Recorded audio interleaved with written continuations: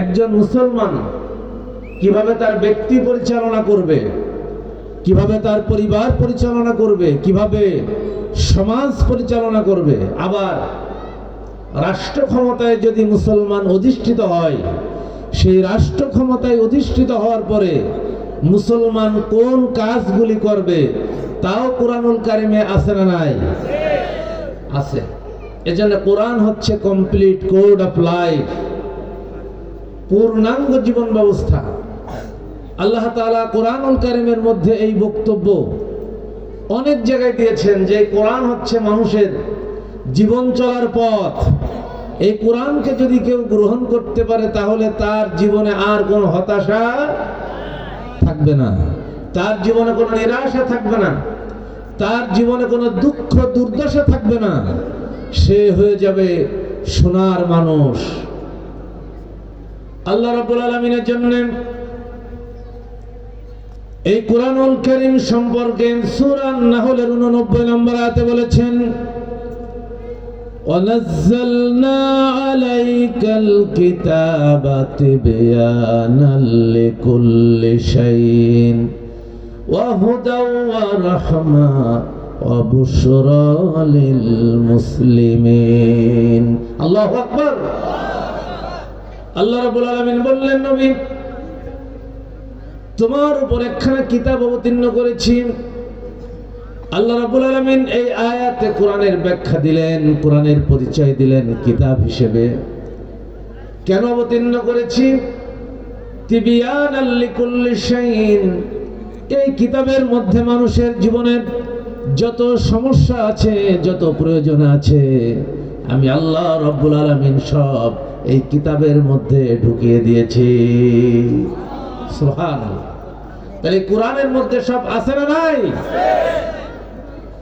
আল্লাহ রাব্বুল আলামিন সূরা মায়দার 3 নম্বর আয়াতের শেষের দিকে বললেন, বিশ্বনবী বিদায় হজ সম্পন্ন করলেন 10ম হিজরিতে।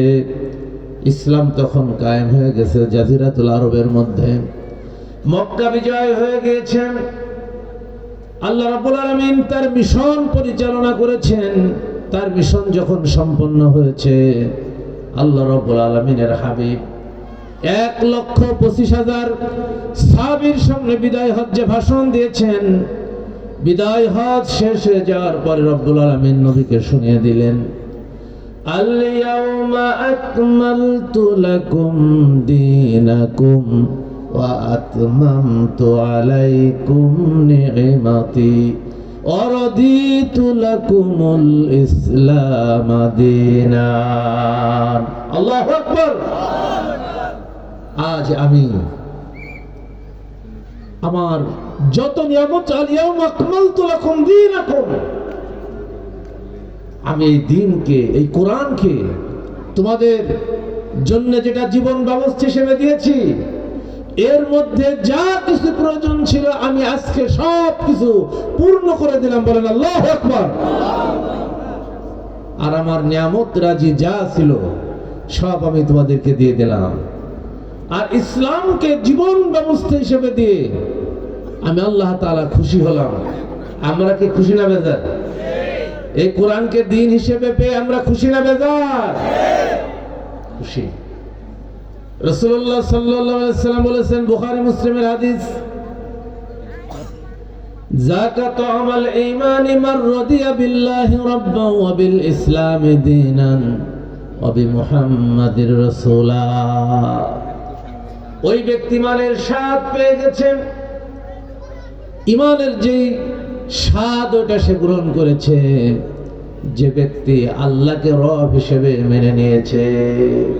আমাদের রবকে চিৎকার দিয়ে বলেন, আমাদের রবকে।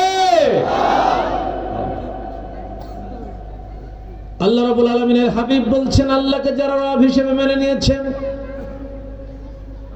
আর ইসলামকে দ্বীন হিসেবে গ্রহণ করেছেন।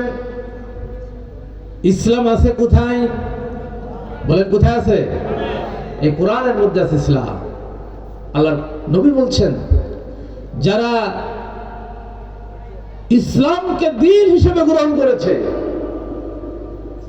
এবং মুহাম্মদ সাল্লাল্লাহু আলাইহি সাল্লামকে রাসূল হিসেবে মেনে নিয়েছে, তারা ঈমানের স্বাদ গ্রহণ করেছে। আমরা কি এই তিনটা মেনে নিয়েছি না নেই নাই? নিয়েছি। সম্মানিত ভাইরা, এজন্য আমাদের জীবন পরিচালনা করতে গিয়ে এই কোরআনের বাইরে একটা বিধানও মেনে চলার কোনো সুযোগ নাই। অথচ আমাদের জীবন, আমরা দুনিয়ায় কিভাবে বড়লোক হব, দুনিয়ায় কিভাবে গাড়ি বাড়ির মালিক হব, দুনিয়ায় কিভাবে সম্পদের মালিক হব, এই চিন্তায় আমরা মুসলমানরা বেশি বিভোর। জোরে বলে ঠিক কিনা? নাকি কোরআনকে প্রতিষ্ঠার চিন্তায় বিভোর? বলেন কোনটায়? দুনিয়ার পিছনে আমরা ছুটছি। কিভাবে দুনিয়া লাভ করা যায়, কিভাবে দুনিয়ায় বড়লোক হওয়া যায়, দুনিয়ার সম্পদ আহরণ করে একজনকে পিছনে ফেলে আমি কিভাবে বড়লোক হতে পারি, এই পেরেশানি আমাদের মনে আছে না নাই?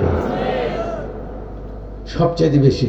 এজন্য আল্লাহ তাআলা আমাদেরকে সৃষ্টি করেছেন, এজন্য আমাদের মনের অবস্থা আল্লাহ জানেন নাকি জানেন না? এজন্য আল্লাহ রাব্বুল আলামিন সূরা তাওবার 24 নম্বর আয়াতে বলেছেন, কুল ইন কানা আবাউকুম ওয়া আবনাউকুম ওয়া ইখওয়ানুকুম ওয়া আযওয়াজুকুম ওয়া আশীরাতুকুম ওয়া আমওয়ালুন ইকতারাফতুমুহা ওয়া তিজারাতুন তাখশাউনা কাসাদাহা ওয়া মাসাকিনু তারদাউনাহা আহাব্বা ইলাইকুম মিনাল্লাহি ওয়া রাসূলিহি ওয়া জিহাদিন ফি সাবিলিহি। নবী হে, তুমি বলে দাও,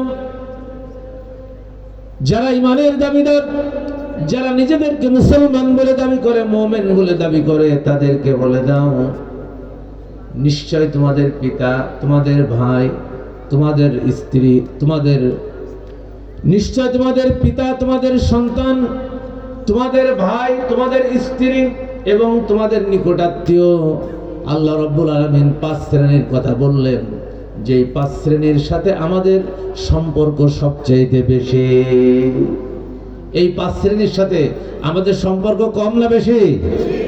বেশি। কারণ আমরা এই দুনিয়ায় বড় লোক হতে চাই, যে আমার পরবর্তীতে আমার সন্তানরা এই দুনিয়ায় যাতে খারাপ না থাকে, ভালো থাকে। যদি বলেন ঠিক কিনা? আমার বংশধররা যেন মানুষের কাছে হাত পেতে না বাড়ায়, এজন্য আমরা চাই দুনিয়া উপার্জন করে সম্পদ, সন্তান, সন্ততি, এগুলো আমরা দুনিয়ায় রেখে যাই। জোরে বলেন ঠিক কিনা? আল্লাহ রাব্বুল আলামিন ব্যক্তি সম্পর্কিত 5 জনের কথা বললেন, এরপরে সম্পদ সম্পর্কিত 3টা বিষয়ের কথা বললেন। আল্লাহ রাব্বুল আলামিন বললেন, ওয়া আমওয়ালুন ইকতারাফতুমুহা, তোমাদের উপার্জিত সম্পদ, যেই সম্পদ তোমরা অনেক কষ্ট করে উপার্জন করেছো, ওই সম্পদ, ওই সম্পদের প্রতি তোমাদের ভালোবাসা আছে। ওই ব্যবসা, যেই ব্যবসার প্রতি তোমাদের ভালোবাসা, যেই ব্যবসার সম্পদ, যেই ব্যবসার পুঁজি ক্ষতি হয়ে যাওয়ার ভয় তোমাদের আছে, এবং ওই ঘর বাড়ি, যেই ঘর বাড়ির মহব্বত তোমাদের বেশি। ব্যক্তি সম্পর্কিত 5 জনের কথা বলে আল্লাহ রাব্বুল আলামিন সম্পদ সম্পর্কিত 3টা বিষয়ের কথা বলেছেন। 5 আর 3 কয়টা হয়? বলেন 5 আর 3 কয়টা হয়? 8টা বিষয় উল্লেখ করার পরে আল্লাহ তাআলা বললেন, এবার আহাব্বা ইলাইকুম, তোমাদের কাছে কি 8টা বেশি প্রিয়?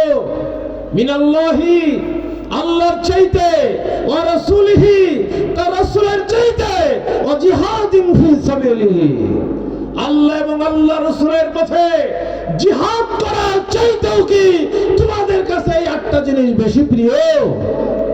কে বললেন? বলেন কে বললেন? আল্লাহ তাআলা বললেন। আল্লাহ রাব্বুল আলামিন এবার বললেন, ও দুনিয়ার মুসলমানেরা, তোমাদের কাছে যদি ওই 8টা জিনিস এই 3টার চাইতে বেশি প্রিয় হয়, বেশি পছন্দের হয়, আল্লাহর কোরআন বলছে ফাতারাব্বাসু, তোমরা অপেক্ষা করো, হাত্তা ইয়াতি আল্লাহু বিআমরিহি, আল্লাহর আদেশ আসা পর্যন্ত একটুখানি তোমরা অপেক্ষা করো।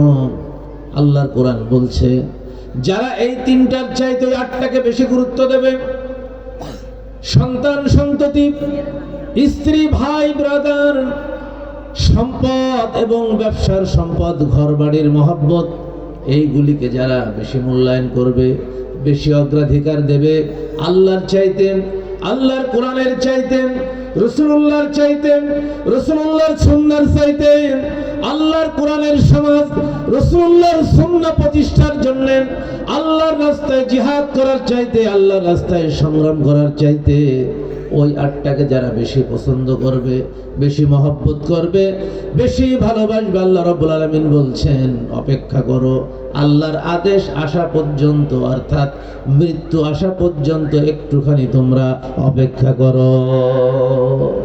কে বললেন? জোরে বলতে হবে, কে বললেন? আল্লাহ রাব্বুল আলামিন আরশে আজিমের খানকা থেকে এইবার ফতোয়া দিয়ে দিলেন, আল্লাহু লা ইয়াহদিল কওমাল ফাসিকিন। যারা এই তিনটার চাইতে ওই আটটাকে বেশি অগ্রাধিকার দেবে, বেশি গুরুত্ব দেবে, আল্লাহর কোরআন বলছে তারা ফাসিক। এই ফাসিকদেরকে আল্লাহ তাআলা কখনোই হেদায়েত দেবেন না।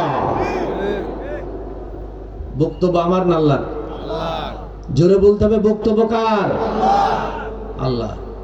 এখন আমরা যারা ইমানের দাবিদার, আমরা যারা মুসলমান, আমাদের দায়িত্ব কি ওই আটটার পিছনে ছোটা নাকি কোরআন সুন্নাহর পিছনে ছোটা? কোন দিকে? জোরে বলতে হবে, কোন দিকে ছুটতে হবে? কোরআন সুন্নাহর দিকে ছুটতে হবে। অর্থাৎ আল্লাহর ভালোবাসা, আল্লাহর মহব্বত, এর মানেই হচ্ছে আল কোরআনের পক্ষে, ইসলামের পক্ষে তোমাদেরকে লড়তে হবে। লড়তে হবে কোন পথে? কোরআনের পথে, ইসলামের পথে। কিন্তু আমাদের লড়া কোন পথে? বাংলাদেশের মানুষ এখন কি ইসলামের পথে বেশি আছে নাকি শয়তানের পথে বেশি আছে? শয়তানের পথে বেশি আছে। কারণ যদি ইসলামের পথে থাকতো মুসলমান, তাহলে কোন মুসলমান বেনামাজি হতে পারত না, সুদখোর হতে পারত না, ঘুষখোর হতে পারত না। ঘুষখোর আমাদের সমাজ আছে না নাই? সুদখোর আছে না নাই? সুদ হারাম করেছেন কে? কোরআনে আছে? আছে। আমাদের দেশে সুদ খায়, আবার 5 ওয়াক্ত নামাজ পড়ে, এরকম মুসলমান আছে না নাই? আল্লাহর কোরআন বলছে তুমি কোরআন অস্বীকারকারী হিসেবে আদালতে আখিরাতে আসামির কাঠগড়ায় দাঁড়ানো লাগবে। যারা সুদের আয়াত অস্বীকার করে তারা কি মুসলমান থাকতে পারে? সূরা বাকারার 275 নম্বর আয়াত থেকে আল্লাহ তাআলা সুদের বর্ণনা দিয়েছেন। যারা সুদের ব্যবসা করে, সুদ খায়, সুদি কারবার করে, সুদের হিসাব রাখে, সুদের সাক্ষী থাকে, আল্লাহর কোরআন বলছে কিয়ামতের দিন সে দাঁড়াবে আল্লাহর সামনে, কিন্তু স্বাভাবিক ব্যক্তি হিসেবে দাঁড়াতে পারবে না, জিনে ধরা রোগীর মতো হবে তার অবস্থা। চেহারা দেখে বোঝা যাবে এই দুনিয়ায় এই কাম করত।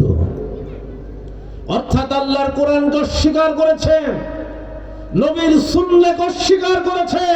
তুমি 5 ওয়াক্ত নামাজ পড়ে কপাল যদি তুমি সাদা করে ফেলো, এরপরে তুমি মুসলমান হতে পারো না।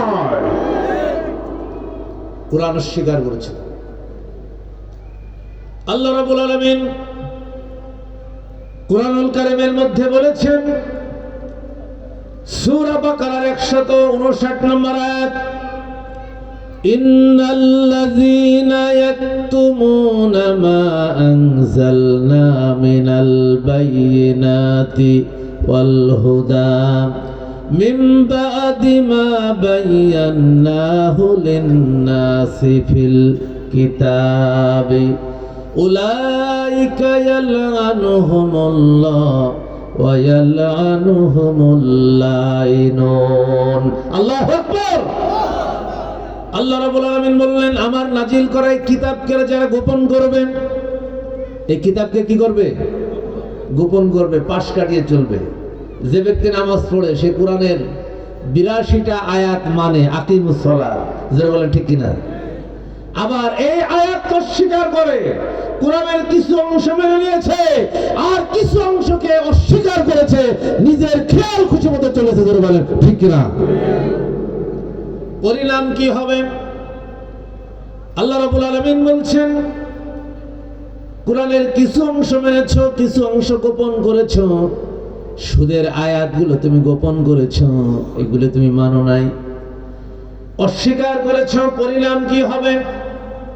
আল্লাহ রাব্বুল আলামিন বলছেন, উলাইকা ইয়ালআনুহুমুল্লাহ ওয়া ইয়ালআনুহুমুল লাইনুন।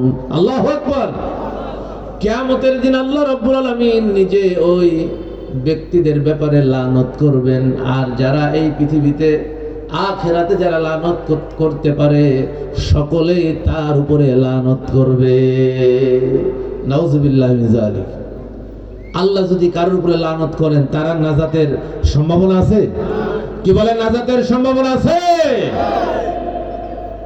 সম্মানিত ভাই আমার, বন্ধুরা আমার, আমার দেশে কি মদখোর আছে না নাই? আছে মদখোর। মদ হারাম করেছেন কে? বলেন, কে হারাম করেছেন? এই কোরআন মদ হারাম করেছে। আমার দেশে মদখোর আছে, নামাজও পড়ে, আবার মদও খায়। আবার যখন ভোট আসে, নির্বাচন আসে, সে আবার ভোটেও দাঁড়ায়, তার পক্ষে আবার মানুষ স্লোগানও দেয়, যেটা বলেন ঠিক কিনা, দেয় না? এই মুসলমান নামধারী স্লোগান দেয়, তোমার নেতা, আমার নেতা, অমুক নেতা, অমুক নেতা। অমুক নেতার চরিত্র ফুলের মতো পবিত্র, রাতে কিন্তু ঠিকই লাল পানি খায়। নামাজের আজান হয়ে গেছে। এখন বাংলাদেশে 90% মুসলমান, নামে হোক আর কামে হোক। এখন কি করবে? আজান হয়ে গেছে, ওযু আছে কি নাই, মসজিদে যে ঢুকে পড়ে আল্লাহু আকবার। এরকম মুসলমান আমার দেশে আছে না নাই? আপনারা বলেন, কোরআনের ফ্রেমে কি সে মুসলমান আছে? কোরআনের ফ্রেমে কিন্তু সে মুসলমান না, সে কোরআন অস্বীকার করেছে। আল্লাহ রাব্বুল আলামিন বলেছেন, ইন্নামাল খামরু ওয়াল মাইসিরু ওয়াল আনসাবু ওয়াল আজলামু রিজসুম মিন আমালিশ শাইতান ফাজতানিবুহু। মদ, জুয়া, ভাগ্য নির্ধারক, তীর, লটারি, এগুলো হচ্ছে নিকৃষ্ট শয়তানের কাজ। ও মুসলমান, তোমরা যারা ঈমান এনেছো, তোমরা এই কাজগুলো থেকে বিরত থাকো, এটার থেকে তোমরা হেফাজত থাকো। কিন্তু আমরা নিজেদেরকে মুসলমান বলে দাবি করি, আবার মদের ব্যবসা করি, মদ খাই। এরকম মুসলমান আমাদের দেশে আছে না নাই? কোরআনের ভাষায় সে কি মুসলমান আছে? বলেন, আছে না? আবার আমাদের দেশে চোর আছে না নাই? আছে। চোরের হাত কেটে দিতে হবে, কোরআনে আছে? বাংলাদেশ স্বাধীন হয়েছে 53 বছর পার হয়ে গেছে।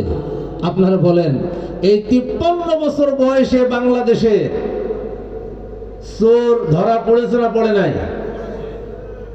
একটা চোরকেও হাত কাটা হয়েছে, তার কোনো নজির আছে? নাই। আমরা কি কোরআনের এই আয়াত মানি?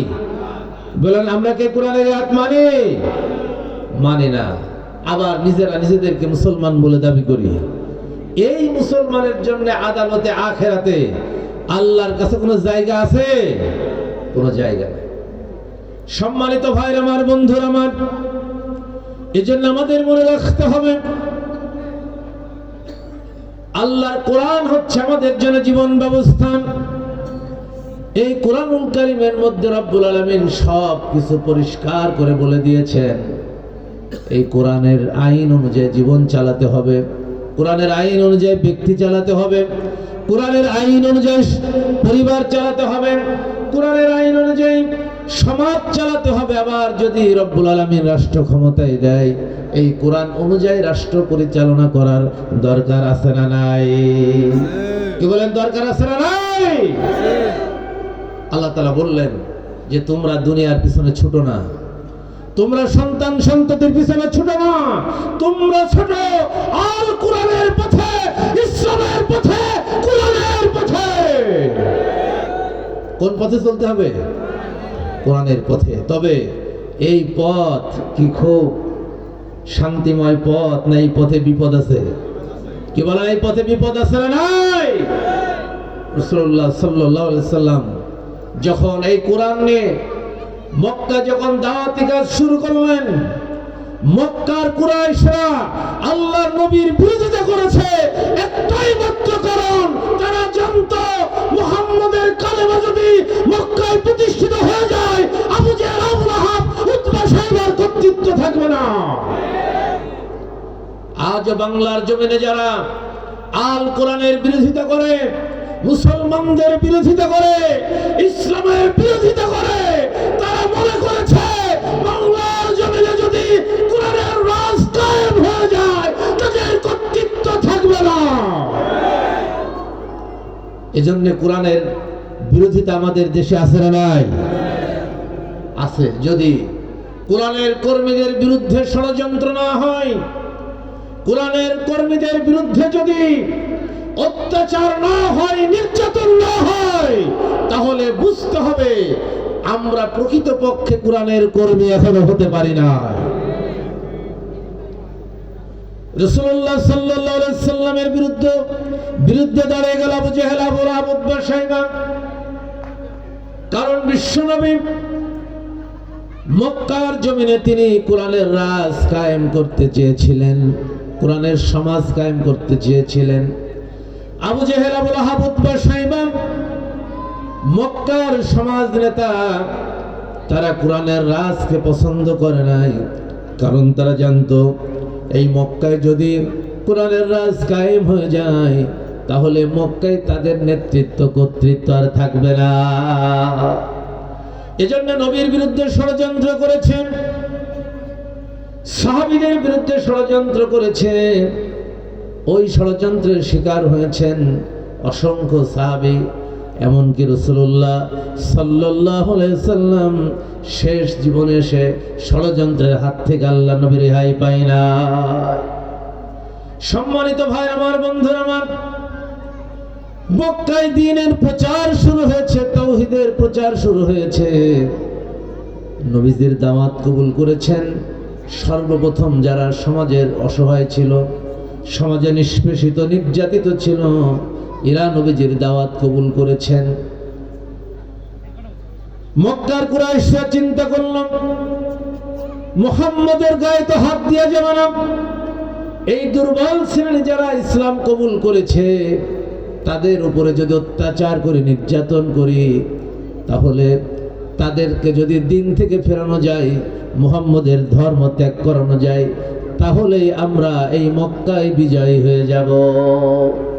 এজন্য তারা সর্বপ্রথম কোরআন যাতে মানুষ শুনতে না পারে, কোরআনের কথা যাতে মানুষ শুনতে না পারে, কোরআনের কাছে আসতে না পারে, এই পদ্ধতি তারা অবলম্বন করলো।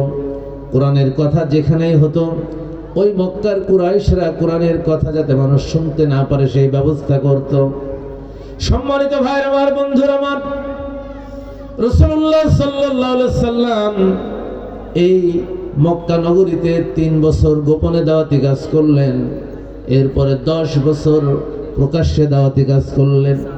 এই 10 বছর আল্লাহর নবীর জীবনে, তার সাহাবীদের জীবনে অমানবিক অত্যাচার এবং নির্যাতন শুরু হয়েছে। কিন্তু সাহাবীরা নির্যাতন সহ্য করেছে, কষ্ট সহ্য করেছে, কিন্তু আল্লাহর দ্বীন থেকে এক চুলো তারা সরে যায় না। সহিহ বুখারী হাদিস থেকে শোনাচ্ছি, হযরত আব্দুল্লাহ যুল বাসতাইন নামে একজন সাহাবী, পিতা মারা গেছে, এতিম বালক, চাচা তার বড় করেছে সম্পদ দিয়ে, অর্থ দিয়ে। চাচা তাকে বড় লোক বানিয়ে দিয়েছে। রাসূলুল্লাহর দাওয়াত কবুল করেছেন, আল্লাহ নবী যেই দাওয়াত দিচ্ছিলেন এই দাওয়াত কবুল করেছে, কিন্তু তার চাচা এখন ইসলাম কবুল করেন নাই। চাচার ভয়ে সে কালেমার কথা বলতে পারে না। রাসূলুল্লাহ সাল্লাল্লাহু আলাইহি সাল্লাম হিজরত করে মক্কা থেকে মদিনায় চলে গেলেন। আব্দুল উজ্জার ধৈর্যের বাঁধ ভেঙে গেল। চাচার কাছে গিয়ে বললেন, চাচা, মুহাম্মদ যেই দ্বীনের দাওয়াত দেন, কালিমার দাওয়াত দেন, আপনার কাছে কেমন লাগে? চাচা বলতেছে, তার মানে কি? ভাতিজা বলতেছে, চাচা, মুহাম্মদ যেই কোরআনের দাওয়াত দেন, ইসলামের যে দাওয়াত দেন, আমার কাছে তো খুব ভালো লাগে। তিনি অগণিত মূর্তির কাছ থেকে মাথা নত, অগণিত মূর্তির কাছ থেকে মুখ ফিরিয়ে এক আল্লাহর কাছে মাথা নত করার দাওয়াত দেন, আমার কাছে খুব ভালো লাগে। চাচা, আপনি কি ইসলাম কবুল করবেন? আপনি যদি ইসলাম কবুল করতেন, আপনার সাথে আমিও আল্লাহ নবীর কাছে ইসলাম কবুল করতাম। চাচা বলতেছে, খবরদার, তুমি যদি আর একবার আমার সামনে কথা বলো, আব্দুল উজ্জা, আমি তোমাকে যা দিয়েছি, তোমাকে গাড়ি বাড়ি সম্পদ যা দিয়েছি সব তোমাকে ফেরত দেয়া লাগবে। আব্দুল উজ্জামান সহ্য করতে পারলেন না, চাচার কাছে বললেন, চাচা, আপনি আমাকে যেই সম্পদ দিয়েছেন, যেই মাল দিয়েছেন, ঘর বাড়ি দিয়েছেন, আপনি যদি এই সম্পদ তো দূরের কথা, আপনি যদি আমাকে তাম পৃথিবীটার মালিক বানিয়ে দিতেন, আমি এখন আর কালেমা পড়া থেকে নিজেকে আর থামিয়ে রাখতে পারি না। আপনার সামনে আমি ঘোষণা দিয়ে দিলাম, লা ইলাহা ইল্লাল্লাহু মুহাম্মাদুর রাসূলুল্লাহ সাল্লাল্লাহু আলাইহি ওয়াসাল্লাম। চাচা বলতেছে, আব্দুল উজ্জা, তুমি যে কালেমা পড়েছো, এটার পরিণাম কি তুমি জানো? আব্দুল উজ্জা বলছে, কি পরিণাম? চাচা বলতেছেন, আমি তোমাকে যা দিয়েছি সব আমাকে ফেরত দেয়া লাগবে। আব্দুল উজ্জা বলছে, চাচা, আপনি আমাকে যা দিয়েছেন আমি সব আপনাকে ফেরত দিয়ে দিলাম। চাচা বলতেছে, তোমার সম্পদ তো সব পেলাম, কিন্তু তোমার গায়ের যে জামা, ওটা আমার টাকার, ওটা খুলে দাও। আব্দুল উজ্জা গায়ের জামাটা খুলে দিলেন। চাচা বললেন, তোমার পরনের যে কাপড়, ওটাও আমার টাকার, ওটাও আমাকে খুলে দাও। কি কঠিন অবস্থা দেখেন। আব্দুল উজ্জা লজ্জা শরম ত্যাগ করে চাচাকে পরনের লুঙ্গিটা খুলে দিলেন। এই অবস্থায় তিনি মায়ের কাছে চলে গেলেন। মা এই দৃশ্য দেখে দুই চোখ চেপে ধরলেন আর বললেন, বাবা, তোমার এই অবস্থা কেন হয়েছে?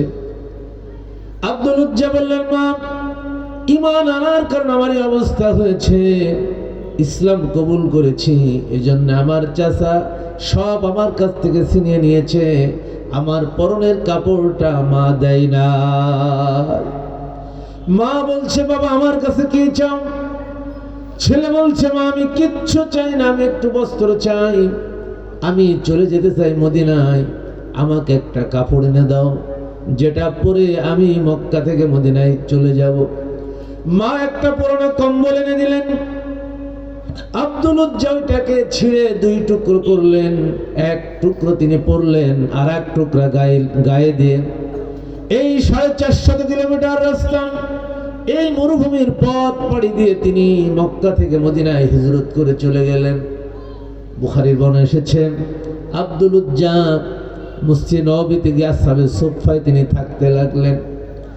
রাসূলুল্লাহ সাল্লাল্লাহু আলাইহি ওয়াসাল্লাম যখন তিনি বের হয়েছেন, দেখলেন একজন তরুণ, তার গায়ে জীর্ণ শীর্ণ পোশাক পরা। এই দৃশ্য দেখে আল্লাহ নবী জিজ্ঞাসা করলেন, ও যুবক, কি তোমার পরিচয়? তোমার এই অবস্থা কেন? আব্দুল উজ্জা বললেন, ইয়া রাসূলুল্লাহ, ইয়া হাবিবাল্লাহ, ঈমান আনার কারণে অবস্থা হয়েছে। ইয়া রাসূলুল্লাহ, আমার নাম আব্দুল উজ্জা। ইসলাম গ্রহণ করার কারণে আমার চাচা আমার কাছ থেকে সব ছিনিয়ে নিয়েছে, আমাকে কিচ্ছু দেয় নাই, এমনকি আমার পরনের কাপড় পর্যন্ত দেয় নাই। ইয়া রাসূলুল্লাহ, ইয়া হাবিবাল্লাহ, ইসলাম কবুল করার কারণে আমার সব আমি ফেলে রেখে চলে এসেছি। রাসূলুল্লাহ বললেন, আব্দুল উজ্জা, ইসলামের জন্য, কোরআনের জন্য তুমি যেই ত্যাগ করেছো, যে কুরবানি করেছো, তোমার কুরবানি আল্লাহর দরবারে কবুল হয়ে গেছে। আমি আজকে তোমার নাম রেখে দিলাম। তোমার নাম এখন থেকে আব্দুল উজ্জা হবে না, তোমার নাম হবে আব্দুল্লাহ যুল বাজদাই। দুই কম্বলওয়ালা আব্দুল্লাহ। এই যে একটা কম্বল মা দিয়েছিলেন, সেই কম্বলটা ছিঁড়ে আব্দুল উজ্জা দুই খণ্ড করে একটা তিনি পরলেন, আর একটা গায়ে দিলেন। এজন্য আল্লাহর রাসূল বললেন, তোমার নাম হবে আব্দুল্লাহ যুল বাজদাই। দুই কম্বলওয়ালা আব্দুল্লাহ আসহাবে সুফফার মধ্যে থাকতে লাগলেন।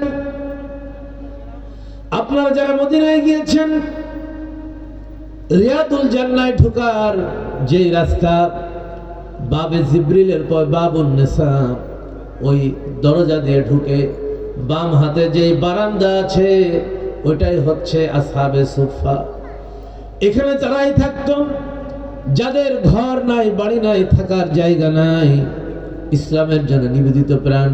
এই সাহাবেরা 24 ঘন্টা রাসূলুল্লাহর খেদমতের জন্য রাজি থাকতো, তৈরি থাকতো। জিহাদ ফি সাবিলিল্লাহর জন্য, আল্লাহর দ্বীনের জন্য, কোরআনের জন্য যখন যেই প্রয়োজন হতো, আল্লাহ রাব্বুল আলামিনের হাবিব এই সাহাবীদেরকে দিয়ে সেই কাজগুলি করাতেন। যাদের কোনো থাকার জায়গা ছিল না, খাওয়ার জায়গা ছিল না, মসজিদে নববীতে যে সদাকা আসতো বিভিন্ন জায়গা থেকে, এই সদাকা খেয়ে তাদের জীবন ধারণ হতো।